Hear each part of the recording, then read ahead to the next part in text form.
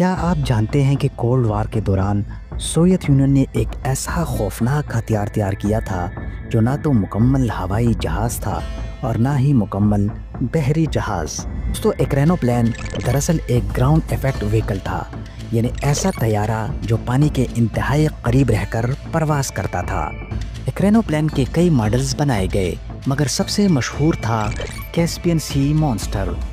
یہ کوئی خیالی کہانی نہیں، بلکہ حقیقت میں 1960 کی دہائی میں سوویت یونین نے اسے خفیہ طور پر بنایا تھا۔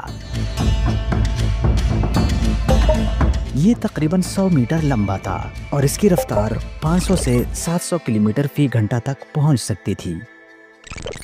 یہ ایک مکمل جنگی مشین تھا جو میزائلوں سے لیس تھا اور دشمن کے بحری جہازوں کو پلک جھپکتے تباہ کر سکتا تھا۔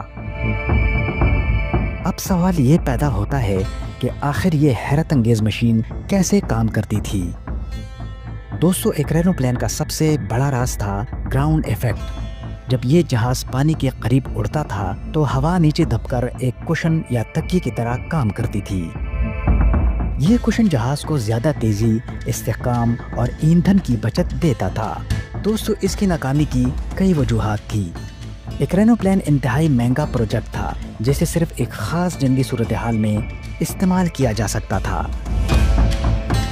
یہ عام ہوائی جہازوں کی طرح اوپر نہیں اڑ سکتا تھا، بلکہ یہ سمندر کے ساتھ ساتھ اڑتا تھا، اور اگر کوئی بڑی لہر آ جاتی تو اس کے لیے کنٹرول کرنا مشکل ہو جاتا تھا۔